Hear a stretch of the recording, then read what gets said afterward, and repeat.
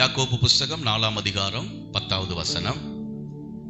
யாக்கோபு 4:10 கர்த்தருடைய வார்த்தை இப்படியாக சொல்லுகிறது, கர்த்தருக்கு முன்பாக தாழ்மைப்படுங்கள், அப்பொழுது அவர் உங்களை உயர்த்துவார். இதுதான் இந்த மாதத்துடைய வாக்கு தத்துவம். இப்போ இந்த மாதத்தின் வாக்கு தத்துவத்தை வைத்துதான், இந்த கருப்பொருளை வைத்துதான் இந்த மாதம் முழுவதும் நம்ம தியானித்து கொண்டு இருக்கிறோம். அப்ப என்ன கருப்பொருள்னா, தாழ்மைப்படுங்கள். என்ன செய்யணும்? தாழ்மைப்படுங்கள். அப்ப தாழ்மைப்படும் பொழுது கர்த்தர் நம்மளை உயர்த்துகிறார். நீதிமொழிகள் 15:33 வசனம் சொல்லுகிறது, கர்த்தருக்கு பயப்படுதல் ஞானத்தை போதிக்கும், மேன்மைக்கு முன்னானது தாழ்மை. இப்ப தாழ்மை இருந்தாதான் மேன்மையை நம்ம வாழ்க்கையில பெற்றுக்கொள்ள முடியும் என்று வேதம் நமக்கு தெளிவாக போதிக்கிறது. அப்ப மேன்மைக்கு முன்னானது தாழ்மை. அடுத்து ஆண்டவர் சொல்லுகிறார், மத்தேயு புஸ்தகம் 23:12 நீங்க வாசித்து பார்த்தீங்கன்னா, தன்னைத்தானே உயர்த்துகிறவன் தாழ்த்தப்படுவான், தன்னைத்தானே தாழ்த்துகிறவன் உயர்த்தப்படுவான் அப்படின்னு சொல்லப்பட்டிருக்கு. அப்ப தாழ்மை இருக்கிறவர்களை கர்த்தர் உயர்த்துகிறார். அப்ப தாழ்மையை நம்ம வளர்த்து கொள்ள வேண்டும். கர்த்தருக்கு முன்பாக தாழ்மைப்படணும், சபையில தாழ்மைப்படணும், ஊழியருக்கு முன்பாக தாழ்மைப்படணும், நடத்துகிறவர்கள் முன்பாக தாழ்மைப்படணும். உலகத்துல உங்களை நடத்துகிறவர்கள், அதாவது நீங்க செய்கிற வேலை செய்யற இடத்துல முதலாளி இருக்கலாம், அல்லது ஒரு கம்பெனில வேலை செய்றீங்கன்னா அதிகாரி இருக்கலாம், அவர்களுக்கு நம்ம தாழ்மைப்படணும். அப்ப தாழ்மைப்படுற இடத்துல கர்த்தர் நம்மளை உயர்த்துகிற தேவனாய் அவர் இருக்கிறார். இந்த தாழ்மை நம்மளை உயர்த்தும். ஆனா இந்த உயர்வை பெற்றுக்கொள்ளாமல் நமக்குள்ள இருக்கிற காரியம் என்ன தெரியுங்களா? அகந்தை. என்ன இருக்கும்? இந்த அகந்தை நமக்கு வருகிற ஆசீர்வாதத்தை எல்லாம் அது வீணாக்கிடும். நமக்குள்ள அகந்தையை என்ன செய்யும்? கொண்டு வந்து பிசாசு நமக்குள்ள அகந்தையை கொண்டு வந்து என்ன செஞ்சிருவான்? உயர்வை பெற்றுக்கொள்ள முடியாதபடி, கர்த்தர் வைத்திருக்கிற ஆசீர்வாதத்தை பெற்றுக்கொள்ளாதபடி அகந்தையை நமக்குள்ள விதைச்சிருவான். அல்லேலூயா. நமக்கு நல்லா தெரியும், நம்மளை நிதானிக்க பார்க்கும்போது சில காரியங்கள்ல நம்ம அகந்தை உள்ளவரா இருந்திருப்போம், சில காரியங்கள்ல அகந்தையா இருந்திருப்போம். ஆனா கொஞ்ச நாள் போன பிறகு பாருங்க, அதனால ஒரு பிரயோஜனமும் இருந்திருக்காது, பல காரியத்தை இழந்துதான் போயிருப்பாங்க. அல்லேலூயா. அப்ப பெருமை, அகந்தை இருந்தால் நாம் வீழ்ச்சி அடைவோம், முன்னேற முடியாது. வீழ்ச்சி என்பது கீழே தள்ளப்படுவோம், நம்ம கீழே தள்ளப்படுவோம், வீழ்ச்சி அடைய முடியாது, முன்னேறி செல்ல முடியாது. அதனாலதான் ஆண்டவர் சொல்லுகிறார், உங்க அகந்தையெல்லாம் நீங்க உங்களிலிருந்து விலக்குங்க, தாழ்மைப்படுங்கள். அல்லேலூயா. கடந்த நாட்களில் நிறைய காரியங்களை தியானித்தோம். ஏசப்பா அகந்தை அவர் காண்பிக்கல, தாழ்மையை தான் கற்றுக் கொடுத்தார். சீசருடைய கால்களை கழுவினார் என்று நம்ம வாசித்தோம். சிலுவை பரிந்தும் அவர் சிலுவையில் அடிக்கப்பட்டு மரிக்கும் வரை தாழ்மைப்படுகிறவராய் இருந்தார். தன்னைத்தானே அவர் என்ன செஞ்சாரு? தாழ்த்தினார். அதனாலதான் தேவன் பிதா இயேசு கிறிஸ்துவின் நாமத்தை எல்லா நாமத்துக்கும் மேலாக உயர்த்தினார். அல்லேலூயா. அப்ப அகந்தை இருந்துச்சுன்னா நம்ம உயர முடியாது. எந்த காரியத்தில் அகந்தை இருக்கோ அந்த காரியத்துல நீ தள்ளப்படுவாய், வீழ்ச்சி அடைந்து போவாய். அல்லேலூயா.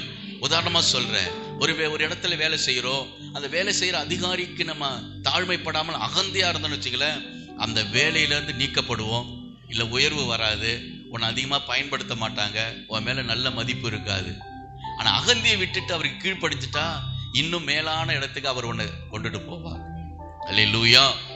அப்ப அகந்தை நமக்குள்ள இருக்கக்கூடாது, தாழ்மை இருக்க வேண்டும். இன்னும் சொல்ல போனா அந்த வீழ்ச்சின்னு சொல்றேன் இல்லைங்களா, வீழ்ச்சி என்ற சொல்லுக்கு உயர்ந்த இடத்திலிருந்து தாழ்ந்த இடத்திற்கு தள்ளப்படுதல், அதுதான் வீழ்ச்சி. லூசிபருக்குள்ள அகந்தை வந்துடுச்சு. என்ன வந்துடுச்சு? அகந்தையும் பெருமையும் வந்ததுனால உயர்ந்த இடத்துல இருந்தார். எங்க? தேவனுடைய சிங்காசனத்துக்கு பக்கத்துல நின்று ஆராதித்து கொண்டிருந்தவர், அவர் உயர்ந்த இடத்திலிருந்து கீழே தள்ளப்பட்டார். அப்ப அகந்தை ஒரு மனுஷனுடைய ஆசீர்வாதத்திலிருந்து கீழே தள்ளப்படும், வீழ்ச்சி அடைவார்கள். அப்ப இந்த பெருமை, இன்னும் உங்களுக்கு தெளிவா சொல்றேன், பெருமைன்னு சொல்றேன் இல்லையா, அந்த பெருமைக்கு நம்ம பேச்சுவார்த்தை ஒண்ணு இருக்கும், பழக்க வார்த்தைன்னு சொல்லலாம், தலக்கணம் அப்படின்னு சொல்லுவாங்க. என்ன சொல்லுவாங்க? நம்மளே சொல்லுவோம். பெருமைன்னு விட அதிகமா கிராமத்துல அல்லது சில காரியங்கள் சில இடத்துல பயன்படுத்துற வார்த்தை தலக்கணம். அது தலகணம் பிடிச்சது. என்னது? அது தலகணம் பிடிச்சது அப்படின்னு சொல்லுவோம். அல்லேலூயா. அப்ப இந்த தலக்கணம், பெருமை, இதுக்கு நிறைய வார்த்தைகள்லாம் உண்டு, யூஸ் பண்ணுவாங்க. இதெல்லாம் இது கூட அடங்கி இருக்கு. நான் உங்களுக்கு தெளிவா புரியறதுக்காக சொல்றேன். இந்த தலைக்கணம் அப்படின்ற வார்த்தைக்கு என்னென்ன அர்த்தம் தெரியுமா இருக்கு? ஏற்கனவே சொன்ன அகந்தை. அகந்தை என்பது தலக்கணம். அடுத்தது செருக்கு, என்ன இருப்பாங்க? செருக்குன்னு சொல்லுவாங்க. அப்புறம் கர்வம், என்னது? எப்படி கர்வமா இருக்கு பாரு, அது தலக்கணம். தலக்கணத்துக்கு இதெல்லாம் அர்த்தம் நல்லா புரிஞ்சுக்கணும். தலைக்கணம்னா அது வேற, கர்வம் அது வேற இல்லை. தலைக்கணத்துக்கு இவ்வளவு அர்த்தங்கள் அதுல இருக்கிறது. இன்னொன்னு தலைக்கணம்னா திமிரு அப்படின்னு சொல்லுவாங்க. என்ன சொல்லுவாங்க? திமிரு, திமிரா இருக்கு பார் அப்படின்வாங்க. தலைக்கணம் அப்படி, அதுக்கெல்லாம் அர்த்தம். அடுத்தது தலைக்கணம் என்பது இருமாப்பு. எப்படி இருக்கும்? உணர்வே அடையாது, இருமாப்பா இருக்கும். அடுத்தது அகம்பாவம். தலைக்கணம் என்பது அகம்பாவம். இதெல்லாம் நம்ம பேச்சு வழக்கில் இதெல்லாம் கேட்டிருப்போம். அகம்பாவம், இதுக்கு பேர் தலைக்கணம் அல்லது பெருமைன்னு அர்த்தம். அடுத்தது என்ன சொல்லுவாங்க? இன்னும் கொஞ்சம் பேசினா கொழுப்புன்னு சொல்லுவாங்க. என்ன சொல்லுவாங்க? கொழுப்பு பாரு. இந்த தலைக்கணத்துக்கு இதுக்கு அது ஒரு அர்த்தமா எல்லாம் இதெல்லாம் தமிழ் அகராதியில் அப்படிலாம் வருது, தலைக்கணம் என்ற வார்த்தைக்கு. அடுத்தது சொல்லுவாங்க மதப்பு. என்னது? மதப்பு மம்மத அப்படி சொல்லுவாங்களா இல்லையா? என்ன மதப்பு மம்மதியா இருக்கு பார் சொல்றாங்களா இல்லையா? இதுக்கு பேர் தலைக்கணம். அடுத்தது பகட்டு. பகட்டுன்னா தேவைப்பட்டா பேசுவாங்க, தேவைப்படலாம் போயிட்டே இருப்பாங்க, பகட்டா இருப்பாங்க. அடுத்தது பந்தா. என்னது? ஒண்ணுமே இருக்காது, பந்தா காட்டிக்கிட்டே இருக்கும், ஒண்ணு இருக்காது. என்னது? கையில 10 பைசா இருக்காது, ஆனா என்ன செய்யும்? அப்படியே 1 லட்ச ரூபா நேற்று இன்னைக்கு தான் கொடுத்து இன்னைக்கு தான் வாங்கின மாதிரி பேசிட்டு இருக்கோம். இப்பதான் போனேன், இப்பதான் எடுத்தேன், 1 லட்ச ரூபா கொடுத்தேன். இவன் கடங்காரன் வந்து இப்பதான் திட்டிட்டு போவான். இவன் சொல்லிட்டு இருப்பான் 2 லட்ச ரூபா அந்த பைய கொடுக்கணும், கொடுக்கவே மாட்டேன்றானோ. இது பேரு பந்தா காட்டுறது. அடுத்தது முறப்பு. எப்ப பார்த்தாலும் முறைச்சிக்கிட்டே இருக்கும். தலைக்கணம் உள்ளது எப்படி இருக்கும்? ஆமா, முறைச்சிக்கிட்டு, எங்கப்பா எல்லாத்துக்கும் முறைச்சிட்டு தான் நிற்கும், முறைச்சிக்கிட்டே இருக்கும் தலைக்கணம். அது ஒரு தலைக்கணம் உள்ள ஏறி இருக்கும். இப்ப பாருங்க, இதெல்லாம் நமக்குள்ள இருந்தால் கர்த்தர் நம்மளை உயர்த்த முடியாது. இதான் சொல்ல, தாழ்மைப்படுங்கள். பந்தா காட்டாத, கருவமா இருக்காத, செருக்கா இருக்காத, மம்மதியா இருக்காத, பகட்டா இருக்காத, விரைப்பும் உரப்புமா நின்றுட்டு இருக்காத, தாழ்மைப்படு, நான் உன்னை உயர்த்துவேன். அல்லேலூயா. அப்ப தாழ்த்தர்களை தான் கர்த்தர் உயர்த்துவேன் என்று சொல்கிறார். வேதத்திலிருந்து சில காரியங்களை நம்ம தியானிப்போம். அதாவது தாழ்த்தாமல் கர்த்தர் கொடுத்த மேன்மையை பெருசா எண்ணி கர்த்தருக்கே விரோதமாய் செயல்பட்டவர்கள், கர்த்தருக்கு முன்பாக பெருமையாய் இருந்தவர்கள் விழுந்து போனார்கள், வீழ்ச்சி அடைந்தார்கள் என்று பைபிள்ல நிறைய காரியங்கள் இருக்கு. அதை சில காரியங்களை தியானிப்போம். தானியேல் புஸ்தகம் எடுத்துக்கொள்வோம். தானியேல் புஸ்தகம் 4ஆம் அதிகாரம் 29வது வசனத்திலிருந்து 32, 33, அதுல ஃபுல்லா அந்த 37வது வசனம் வரைக்கும் 29லிருந்து 37 வசனங்கள் நம்ம வாசித்து பார்த்தீங்கன்னா, இங்கே ஒரு மனுஷனுடைய வீழ்ச்சியை பத்தி சொல்லப்பட்டிருக்கிறது. என்ன சொல்றீங்க? வீழ்ச்சி. ஆண்டவர் பயங்கரமா அவனை ஆசீர்வதித்து வைத்திருந்தார். ஆனா கடைசியில் அவன் எப்படி போனா? வீழ்ச்சி அடைந்தான் அப்படின்னு சொல்லப்பட்டிருக்கு. யாருன்னா, பாபிலோன் தேசத்தின் ராஜாவாகிய நேபுகாத் நேச்சர். பாபிலோன் தேசத்தை இவர் தான் ஆட்சி செய்து கொண்டிருந்தார். பாபிலோன் தேசத்தை மட்டுமல்ல, அன்றைக்கு உலக வல்லரசு நாடு பாபிலோனா இருந்துச்சு. உலக வல்லரசு நாடு பாபிலோன். எல்லா நாட்டையும் அந்த பாபிலோன் அரசாங்கம் தான் ஆட்சி பண்ணிட்டு இருந்தது. அப்ப உலகத்துக்கே ஒரு சக்கரவர்த்தியா இருந்தான் இந்த நேபுகாத் நேச்சர். இவன் தான் எருசலேமின் ஆலயத்தை இடிச்சு போட்டான். சாலமோன் கட்டின ஆலயத்தை இடிச்சு போட்டுட்டு அங்கிருந்த தானியேல், சாத்ராக், மேஷாக், ஆபேத்நேகோ இப்படி பல பேரை அந்த எருசலேமிலேருந்து இஸ்ரவேலிருந்து பிடிச்சுக்கிட்டு பாபிலோன் தேசத்துக்கு கொண்டு போயிட்டான். அப்ப அப்படிப்பட்ட ஒரு பெரிய ராஜா. ஏன்னா கர்த்தர் அவனை ஆசீர்வதித்தார். என்ன சொல்றாரு? அவனை ஆசீர்வதித்தார். அப்ப அவனுடைய வாழ்க்கையில நடந்தது என்ன என்றால் 29வது வசனம் அதுல வாசித்து பாருங்க. 4:29 12ஆம் மாதம் சென்ற பின்பு ராஜா பாபிலோன் தேசத்தின் அரண்மனையில் மேல் உலாவி கொண்டிருந்த பொழுது, இது என் வல்லமையினால் பராக்கிரமத்தினாலும் என் மகிமையின் பிரஸ்தாபத்துக்கென்று ராஜ்யத்துக்கு அரண்மனையாக நான் கட்டின மகா பாபிலோன் அப்படின்னு அவன் சொன்னான். என்ன சொல்றான்னா, இந்த சாம்ராஜ்யம் எல்லாம் என்னுடைய பலத்தினால நான் சம்பாதிச்சேன்னு சொல்றான். என்ன சொல்றான்? கடவுள், அது அர்த்தம் அப்படிதான். கடவுள்லாம் இது கிடையாது. என்னது? கடவுளாலெல்லாம் முடியாதுங்க, அவர் இதை செய்யலீங்க, நான் செய்தேன். என்ன செய்தேன்? நான் செய்தேன். கடவுளே நினைச்சாலும் ஒன்றும் பண்ண முடியாது. அதுக்குதான் அந்த அர்த்தம். என்னது? அவராலே ஒன்றும் பண்ண முடியாது. இந்த உலகத்தை நான் அரசாண்டு இருக்குன்னு இவன் பேசுறான். அடுத்த வசனம் சொல்லுது, இந்த வார்த்தை ராஜாவின் வாயில் இருக்கும் பொழுதே, என்ன இருக்கும் பொழுதே சொல்லிட்டு இருக்கிறான்.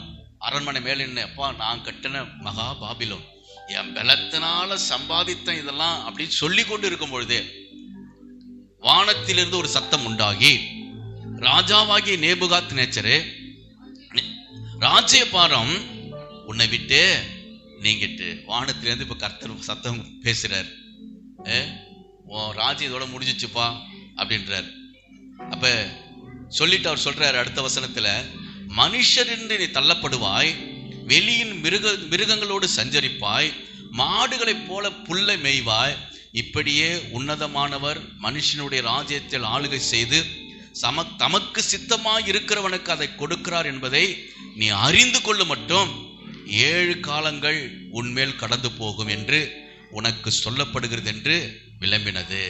அடுத்த வசனம் சொல்லுகிறது, அந்நேரமே இந்த வார்த்தை நேபுகாத் நேச்சரிடத்தில் நிறைவேறிற்று. அவன் மனுஷரிலிருந்து தள்ளப்பட்டு மாடுகளைப் போல புல்லை மேய்ந்தான்.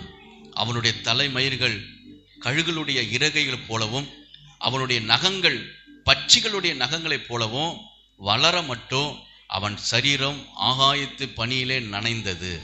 என்ன சொல்லிக்கப்பட்டுன்னா, இவன் அந்த அரண்மனை மேலே நின்று இது என் பலத்தினால சம்பாதிக்கப்பட்டுன்னு சொன்ன உடனே, கர்த்தர் இல்ல, ஆண்டவர் இல்ல, அவராலே ஒன்றும் செய்ய முடியாதுன்னு சொன்ன பிறகு இப்போ ஆண்டவர் சொல்றாரு, இது சொன்னது தப்பு இல்லை, உன்னை ராஜ்யபாதை நான் நீக்கிறேன், இப்பொழுதே நீ மனுஷனா தானே இருக்கிற, மிருகத்தை போல மாறிடுவ, புல்ல மேய்வ. என்ன சொல்றாரு, மாடு போல காட்டுல போய் புல்ல மேய்ந்து கொண்டிருப்ப.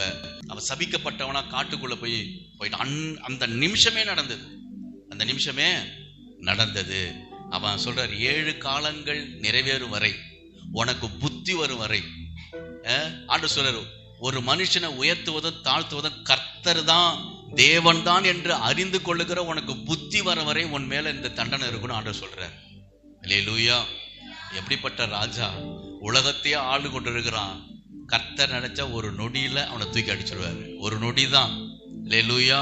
இன்னைக்கு அநேகர் நினைக்கிற தெய்வ பயம் இல்லாம நம்ம இருக்கிறோம்ல, என்ன ஆண்டவர் என்ன பண்றாரு, எல்லாம் கிருபையின் காலம், நமக்கு கிருபையின காலம். அதனாலதான் சில காரியங்களுக்கு நம்ம செபிக்கிறோம் ஆண்டவர், ஏன்னா தேவனாலதான் செய்ய முடியும் சில காரியங்களை.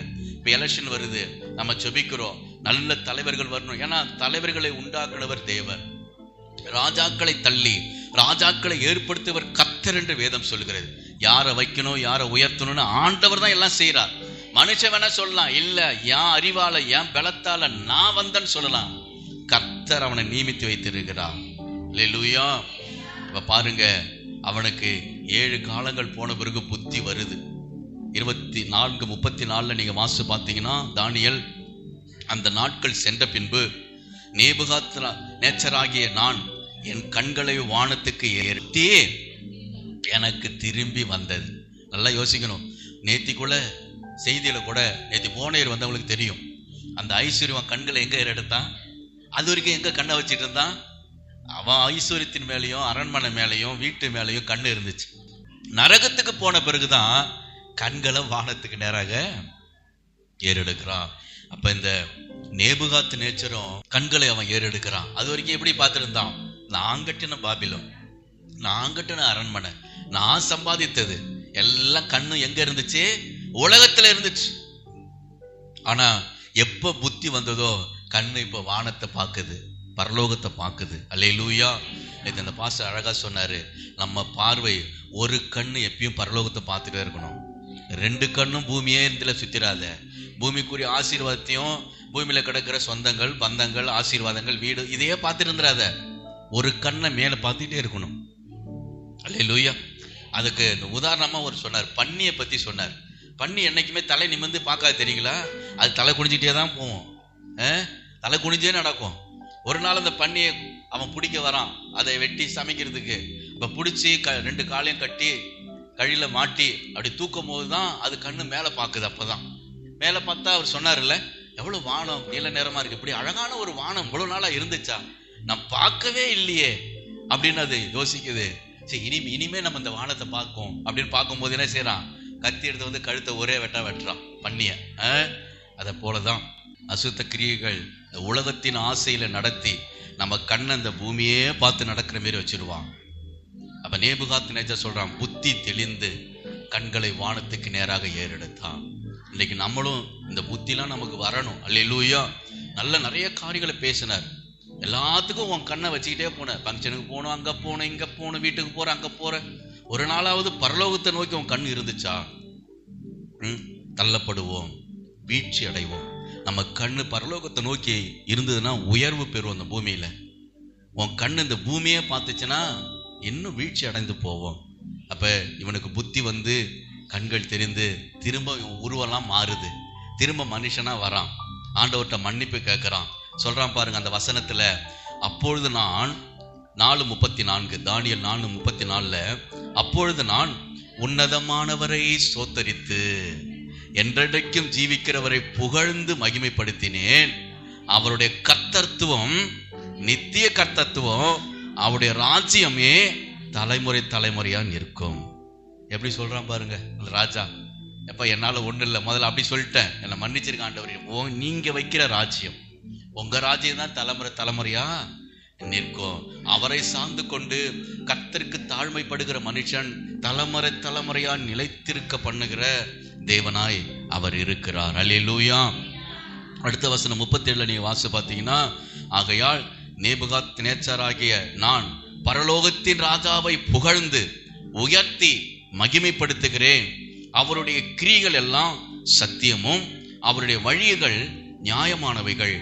அகந்தையாய் நடக்கிறவர்களை தாழ்த்த அவராலே ஆகும் என்று எழுதினான். அல்லேலூயா. இப்ப அவர் எழுதினார், புத்தி வந்து அகந்தை இருந்துச்சுன்னா கர்த்தர் தாழ்த்திடுவாரு அப்படின்னு அவன் எழுதி வைக்கிறான் பாருங்க. அப்ப நாம இதெல்லாம் கற்றுக்கொண்டு சில காரியங்கள்லேருந்து நம்ம உணர்வடையணும். நமக்குள்ள அகந்தை, பெருமை, இருமாப்பு இதெல்லாம் நமக்குள்ள இருக்கக்கூடாது. அல்லேலூயா. விட்டு கொடுத்துட்டு போயிட்டே இருக்கணும், ஒதுங்கி. நம்ம கண்கள் எப்பயுமே பரலோகத்தை பார்த்துருக்கணும். நமக்கு ஒரு தரிசனம் என்னைக்குமே இருக்கணும். என்ன இருக்கணும்? நமக்கு ஒரு தரிசனம் ஆண்டவர் கொடுத்துருக்கார். ரட்சிக்கப்பட்ட உடனே ஒரு தரிசனம் உண்டு. என்ன தரிசனம்னா, நீ ஒரு நாள் பரலோகத்துக்கு போக போற. அதான் நம்ம தரிசனம். கர்த்தருடைய நாம மகிமைப்படுவதாக. அப்ப நம்ம வாசித்தபடி அகந்தை இருந்துச்சுன்னா கர்த்தர் அவனை தாழ்த்துகிறார். நேபுகாத்நேச்சர் எழுதுறாரு, அகந்தை நடக்கிறவர்கள் தாழ்த்த அவராலே ஆகும். அல்லேலூயா. அடுத்தது இன்னொரு காரியம் வீழ்ச்சியை சொல்றேன். சவுலை பத்தி நம்ம வாசிக்கும் பொழுது, இஸ்ரவேல் தேசத்தின் முதல் ராஜா சவுல். இஸ்ரவேல் தேசத்தின் முதல் ராஜா சவுல். ஆண்டவர் அவனை தேர்ந்தெடுக்கிறாரு, அபிஷேகம் பண்ணுகிறாரு. தேவன் தான் அவனை தேர்ந்தெடுக்கிறார் சாமுவேல் தீர்க்கதரிசி மூலமாய். ஆனா அந்த சவுலுடைய வாழ்க்கை வீழ்ச்சி அடைந்தது. என்ன அடைந்தது? வீழ்ச்சி அடைந்தது. ஆண்டவரே சொல்கிறார், 2 சாமுவேல் புஸ்தகம் 7ஆம் அதிகாரம் 15வது வசனம். 2 சாமுவேல் 7:15 நீங்க வாசி பார்த்தீங்கன்னா, உனக்கு முன்பாக நான் தள்ளிவிட்ட சவுலிடத்திலிருந்து என் கிருபையை விலக்கினது போல அவனை விட்டு விலக்க மாட்டேன். ஆண்டவர் சாமுவேல்கிட்ட சொல்றார். அல்லேலூயா. சவுலை நான் விலக்கினது போல, என் கிருபையை விட்டு விலகினது போல தாவீதை விட்டு நான் விலக மாட்டேன். அப்ப சவுலுடைய வாழ்க்கை எப்படி இருந்தது? கர்த்தருடைய கிருபை அவனை விட்டு போயிடுச்சு. கர்த்தர் அவனை விட்டு போயிட்டாரு. அவன் ராஜ வாழ்க்கை, அவன் தெரிந்தெடுக்கப்பட்ட வாழ்க்கை, அவனுக்கு கொடுக்கப்பட்ட தரிசனம் எல்லாமே வீழ்ச்சி அடைந்து போனது. சவுலுடைய சந்ததியை வீழ்ச்சி அடைஞ்சிச்சிங்க. அவன் சந்ததியை அடுத்து சொல்லப்படவே இல்லை. அல்லேலூயா. காரணம் என்ன தெரியுங்களா? ஆண்டவர் சவுலை ராஜாவாக வைத்தார், அவன் கீழ்ப்படியவில்லை. முதல் காரியம் என்ன? கீழ்ப்படியில. ஆண்டவருக்கு, ஆண்டவர் சொல்லுற வார்த்தைக்கெல்லாம் அவன் கீழ்ப்படிந்து நடக்காதவனாக இருந்தான். இரண்டாவது, முழுமையற்ற கீழ்ப்படிதல். பாதி செய்வான், பாதி செய்ய மாட்டான். என்ன செய்வான்? பாதி செய்வான். ஆண்டவர் சொன்னாரு, நீ என்ன செய்யற? அமலேக்கியர்களை எல்லாரையும் வெட்டி போடு. முதியவர்கள், குழந்தைகள், ஆண்கள், பெண்கள், ஒருத்தவங்க கூட உயிரோடு, குழந்தை கூட உயிரோடு இருக்கக்கூடாது, வெட்டி போடுன்னு ஆண்டவர் சொன்னார். இதெல்லாம் நமக்கு நான் ஏற்கனவே நிறைய தடவை சொல்லியிருக்கிறேன்.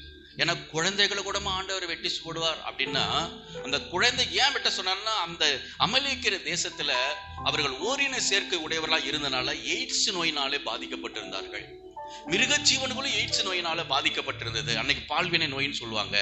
குழந்தைகளும் எய்ட்ஸ் நோயினால பாதிக்கப்பட்ட காரணம், அவர்கள் மிருகத்தோடு உறவு வச்சு அப்படி ஒரு சடங்கெல்லாம் பண்ணிட்டு இருந்ததுனால பாதிக்கப்பட. அதனாலதான் அந்த வியாதி ஒன்னு அழிச்சிரும், அந்த வியாதி உனக்குள்ளே வந்துடும். அதனால அந்த அந்த தேசத்தை நீ நிர்மூலமாக்குன்னு சொன்னாரு. ஆனா அந்த சவுல் என்ன செஞ்சான்? எல்லாத்தையும் செஞ்சான். மிருக ஜீவன்களை, நல்ல மிருக ஜீவன்லாம் கொண்டு வந்துட்டான். நல்ல மிருக ஜீவனா என்ன? அது நல்ல கொழுமையா இருக்கு பாருங்க, அதெல்லாம் எடுத்துட்டு வந்துட்டான். அதெல்லாம் எப்படிப்பட்டது? ஆண்டவருக்காக பலி செலுத்த கொண்டு வந்தான். என்ன கொண்டு வந்தான்? இப்ப நீங்க கேட்கலாம், அவன் ஆண்டவருக்கு தாங்க எடுத்துட்டு வந்தான், என்ன செய்தான்? ஆண்டவருக்கு தாங்க அதை கொண்டாந்து கொடுக்கணும்னு வந்தான். அது தப்பா? கொண்டு வந்து கொடுக்க தப்பு இல்லை. அந்த கொண்டு வந்த அந்த மாடுகள் அது எப்படிப்பட்டதுன்னா, ஒரு மனுஷனாலே உறவு வைத்த மாடுகள். அந்த மாட்டை, தீட்டுப்பட்ட மாட்டை ஆண்டவர் கொண்டு வந்தான். அப்ப அதுதான் அருவருப்பானது. அதை போல இந்த சவுல் முழுமையற்ற ஒரு கீழ்ப்படியாதவனா இருந்தான். அடுத்தது பெருமை மற்றும் அகங்காரம் அவனுக்குள்ள இருந்தது, சவுலுக்குள்ள. அதனால ஆண்டவர் அவன் வீழ்ச்சி அடைந்து போகும்படி அவன் விட்டார். அடுத்தது மனித பயம் உடையவனா இருந்தான். என்ன எப்படி இருந்தான் சவுலு? நல்லா கவனிங்க. மனுஷ பயம் உடையவனா இருந்தான். அவன் தேவனுக்கு தானே பயப்படணும், மனுஷனுக்கு பயப்படக்கூடாது. மனுஷன் என்ன சொன்னாரோ அதை செய்தான். கர்த்தர் என்ன சொன்னாரோ அதுக்கு மதிப்பு கொடுக்கலாம். நம்ம வாழ்க்கை இதெல்லாம் நிதானித்து பார்க்கணும். மனுஷனுக்கு பயந்துட்டு நீ எதையும் செஞ்சிடாத, கர்த்தருக்கு பயந்து செயல்படு. அல்லேலூயா. நீ மனுஷனுக்கு பயந்து செஞ்சிட்டனா அது கடவுளுக்கு விரோதமான காரியமா மாறி இருக்கும். நீ கர்த்தருக்கு பயந்து செயல்படு. மனுஷன் உனக்கு விரோதமா மாறினாலும் கர்த்தர் பார்த்துக் கொள்வார், அவர் உனக்காக யுத்தம் பண்ணுவார். அல்லேலூயா. அப்ப இவன் ஜனங்களை திருப்திப்படுத்த பார்த்தானே தவிர ஆண்டவரை பிரியப்படுத்த வேணும்னு அவன் நினைக்கவே இல்லை. அதனால வீழ்ச்சி அடைந்தான். அது மட்டுமல்ல, சவுலுக்குள்ள பொறாமை இருந்துச்சு. தாவீது கோலியாத்தை கொன்ன உடனே எல்லாரும் ஜனங்கள்லாம் தாவீதை பாராட்டின உடனே இவனுக்கு பொறாமை வந்துருச்சு. அப்ப பாருங்க, பொறாமை தாவீதை கொலை பண்ணும்படி அதையே சுற்றி அலைஞ்சிட்டு கிடந்துட்டான், ராஜ்யத்தை விட்டுட்டு. கர்த்தர்ட்ட சித்தமான்னு கூட அவன் நினைக்கல. அப்ப பொறாமை பாருங்க ஒரு மனுஷனை வீழ்ச்சிக்குள்ள தள்ளிடும். நமக்குள்ள எப்பயுமே இந்த பொறாமை ஆட்டோமேட்டிக்கா வந்துடும். அதெல்லாம் ஒரு உணர்வு. என்னது உணர்வு? வராதுன்னு சொல்ல முடியாது. நல்லா கவனிங்க, வராதுன்னு சொல்ல முடியாது. இப்போ ஒருத்தர் பார்க்குறோம், அவங்க திடீர்னு ஒரு பொருளையோ ஒரு இடத்தையோ ஒரு பொறாமை நம்மளே வந்துடும். பரவாயில்ல, இவங்கெல்லாம் வாங்கிட்டாங்களே, நமக்கு ஒண்ணு வாங்கல அப்படின்னு வரும். ஆனா நிதானிச்சு இல்ல, ஆண்டவர் வாங்கும்படி கிருபை செய்திருக்கிறார். ஆண்டவர் அவங்களுக்கு அனுமதிச்சிருக்கிறார். நமக்கு ஒரு நாள் வரும். அவளை ஆசீர்வதிக்க நன்றி ஆண்டவரே, அதை அப்படி நம்ம மாத்திக்கணும். அல்லேலூயா. ஆனா அந்த சவுல் அந்த பொறாமையிலேருந்து அவன் மாற்றவே இல்லை, வீழ்ச்சி அடைந்தான். அடுத்தது தவறான ஆவியை தேடி போனான். எங்க போனா? பரிசுத்த ஆவியில நிரம்பி இருக்கிறவன் இவன் எங்க போயிட்டான்? குறி கேட்க போயிட்டான். ஒரு யுத்தம் வருது, இதுல நான் ஜெயிப்பனா, இந்த யுத்தத்துக்கு போலாமான்னு ஆண்டவர்கிட்ட கேட்கணும். இவன் எங்க போயிட்டான்? குறி சொல்ற ஒரு மந்திரவாதி, ஒரு அம்மா, ஒரு பெண்ணுகிட்ட போயிட்டு குறி கேட்க போயிட்டான். அதனால அவன் வாழ்க்கை வீழ்ச்சி அடைந்தது. அப்ப பாருங்க, நம்ம வாழ்க்கை வீழ்ச்சி அடையாமல் முன்னேற வேண்டும் என்றால் தேவனை சார்ந்து வாழ வேண்டும். கர்த்தருக்கு முன்பாக நம்ம தாழ்மைப்படணும். அவருக்கு முன்பாக நம்ம தாழ்மைப்படும் போது நம்மளை அவர் உயர்த்தி ஆசீர்வதிக்கிற தேவனாய் இருக்கிறார். அல்லேலூயா. அதனால நமக்குள்ள பெருமை, வைராக்கியம், இந்த மாதிரி காரியங்கள்லாம், அகந்த, இருதயத்துல கடினம், இதெல்லாம் நமக்கு தேவையில்லை. அது நம்மளை பரலோகம் கொண்டு சேர்க்காது. அது நம்மளை கீழே தள்ளி விட்டுரும். நம்ம வாழ்க்கை வீழ்ச்சி அடைஞ்சிரும். எதுவாக இருந்தாலும் கர்த்தருக்காக விட்டு கொடுத்து தாழ்மைப்பட்டு அமைதியா போங்க. அல்லேலூயா. சில காரியங்களை அமைதியா விட்டுடுங்க. சில நேரத்தில் நம்ம சரி பண்ண நினைச்சா அது சரி பண்ணவே முடியாது. ஆண்டவர் பாதத்தில் ஒப்பு கொடுத்துட்டு கம்முன்னு நம்ம பட்டிலே அமைதியா இருந்தா அவர் பார்த்து கொள்வார் எல்லாவற்றையும். அல்லேலூயா. அப்ப தாழ்மை உள்ளவர்களை கர்த்தர் உயர்த்துகிறார். தாழ்மை இல்லைன்னா, அகந்த நமக்குள்ள இருந்துச்சுன்னா சிதறடிப்பு நமக்குள்ள வரும், வீழ்ச்சி உண்டாகும். நம்ம இன்னும் தாழ்த்தப்படுவோம். இன்னும் நம்ம மேலான இடத்துல கர்த்தர் நமக்கு கிருபை வச்சிருப்பார், அதுல இருந்து இன்னும் நம்மளை தாழ்த்தப்பட்டு போயிடுவோம். கர்த்தருக்கு தாழ்மைப்படுங்கள், அவர் உங்களை ஆசீர்வதிப்பார்.